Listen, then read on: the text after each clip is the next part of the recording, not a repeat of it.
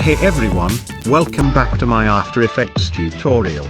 Today, we are going to create this.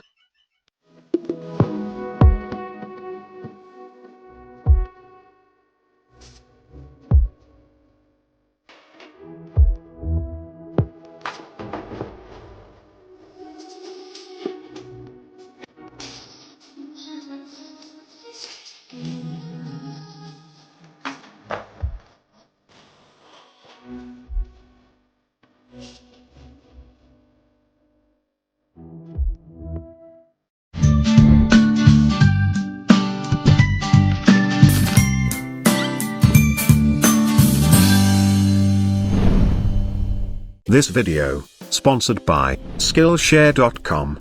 Skillshare is an online learning community, with more than 27,000 classes in design, video editing, motion graphics, and more. Premium membership gives you unlimited access, so you can join any class, and take them anywhere, anytime. Learn, collaborate, or even teach a class by your own. Whether you want to fuel your curiosity, creativity, or even career, Skillshare is the best option for you. Visit the link from the description below, and first 500 people will get 2 months for free. In case you don't want to follow this tutorial, you can download this free template from the link in the description. So, let's get started. Open After Effects and create a new composition. Let's call it Neon Audio React. As always, I am using the 1920 by 1080 resolution. You are free to choose anything you want. Now the first step is to import these files into the project. You can download them from the link in the description. Now grab them, and drop it onto this folder icon. It will move all the files into the folder, and helps in making the project organized. Now open this folder, and select background, your audio, and the logo file, and place them onto the timeline. Make sure the logo is placed on top of all layers. In my case, the logo size is bigger, so I am changing the scale size. Now right-click on it, and choose Pre-Compose. I am calling it Logo Comp. Click on Move All Attributes into the new composition, and then hit OK. Now go to the effects and the presets, and search for the Vegas effect. Apply it onto the layer, and let's adjust a few settings. First, change the blend mode to the transparent. And then change the segment value to 1. In case your logo is not visible here, then open Image Contours. And change the channel to the alpha. Please note, this step is only applicable if your logo is transparent. It won't work with the logo with the background. Now change the color to the dark gray. Don't worry, we can change the color later. Now change the width value to the 7, and then change the midpoint opacity to 1. Also, midpoint position, and the end opacity to 1 as well. Fit it 100%. And this is how your logo looks now. Again, go to the effects and the presets. And search for the simple choker. Apply it onto the layer. And then change the choke matte value to -4. It will make the strokes thicker. In case you don't like it, you can change the value according to your need. Cool, this looks good to me. Now again right-click on your layer, and choose Pre-Compose. I am calling it Logo Off. Move all attributes into the new composition, and then hit OK. Again go to the effects and the presets. And this time, search for the CC glass. Apply it onto the layer, and let's make it look like a glass. Open Surface, and make sure the bump map has selected the logo off. Now change the softness value to 10, and height value to 30. And change the displacement value to 0. Now open Shading. And here, change the specular value to 100. Cool. This looks good to me. Now select the logo off layer, and make a duplicate of it. Let's call it Logo Shadow. And place it below the logo off layer. We don't need the CC glass effect on it, so I am going to delete it. Again, go to the effects and the presets, and here search for the fill effect. Apply it onto the layer, and let's add few more effects. It is called CC Radial Fast Blur. Apply it, and finally, search for the glow effect.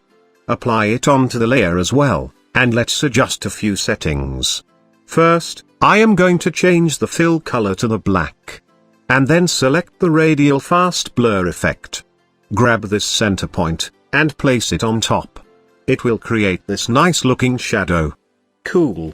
Now make another duplicate of this logo off layer. I am calling it the logo blue.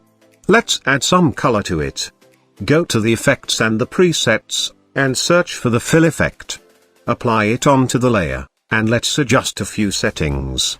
First, place the CC glass effect on below of the fill effect, so that it will have this glass looking look. Now change the fill color to the blue, or any other color of your choice. And then hit OK.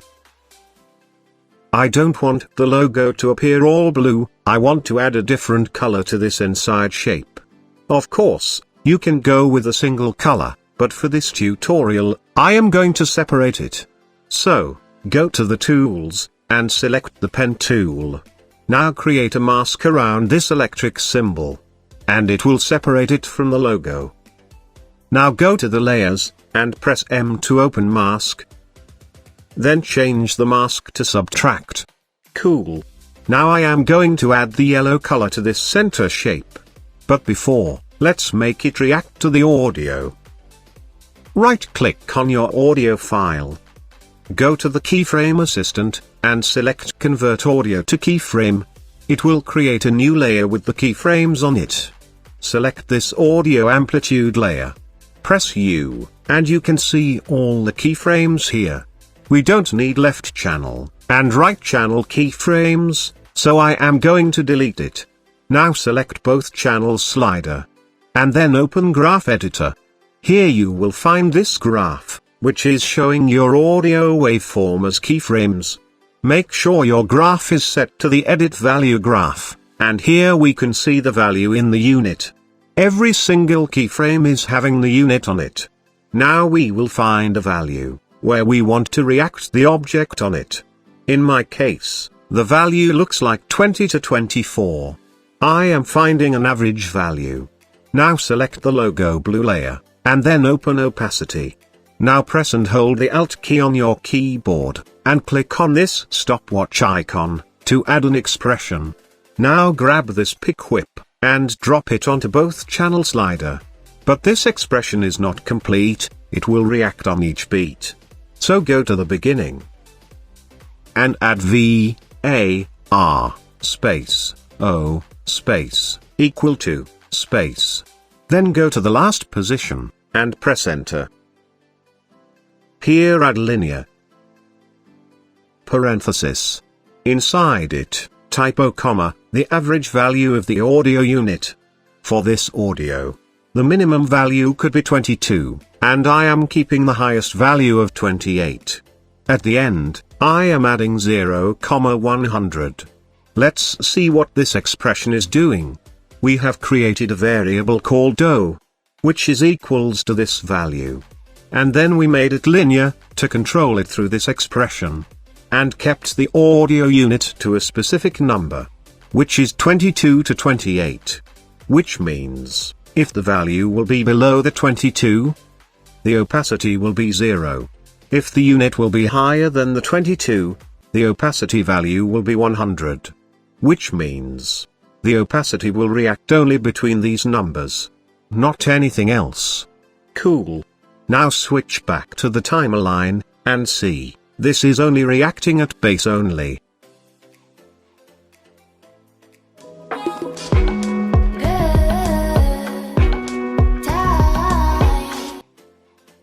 Let's make a duplicate of this layer, and I am calling it logo yellow.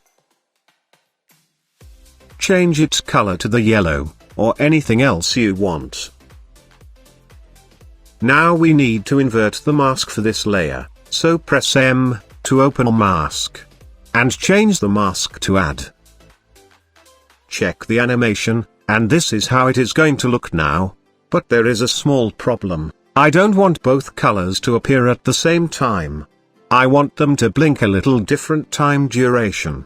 Let's select the yellow layer, and go to the position where you can see it is showing the color.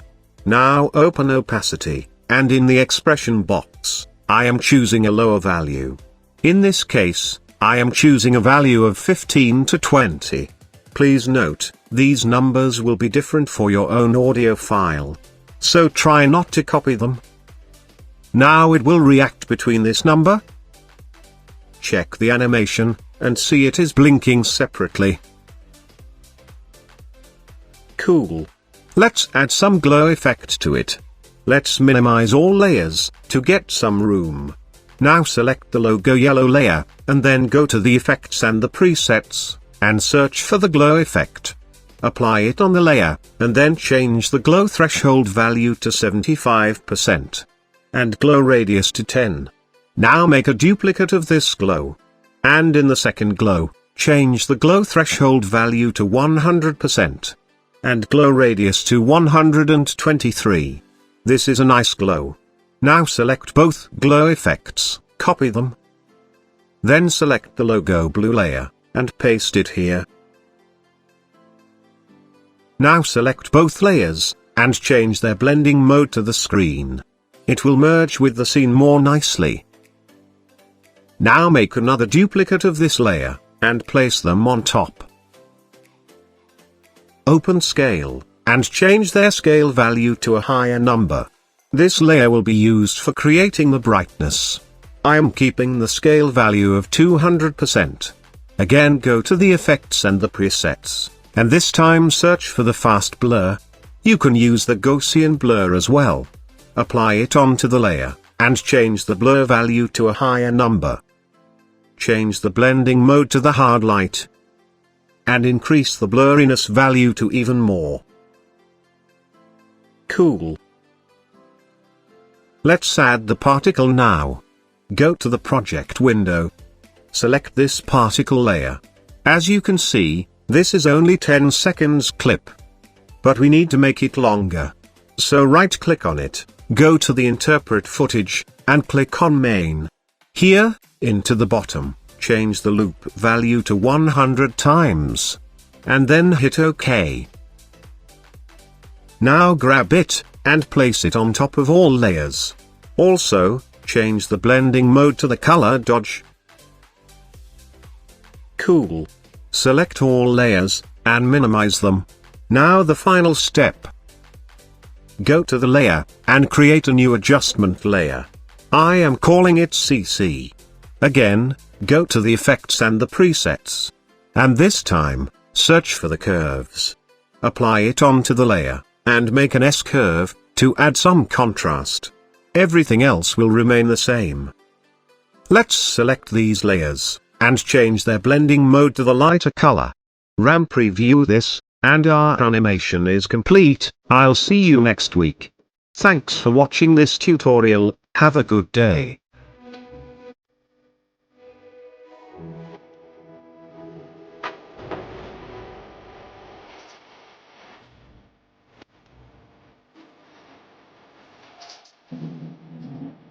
Download unlimited After Effects templates, royalty-free sound effect, stock footage, and more. Visit Envato Elements. Check the link in the description.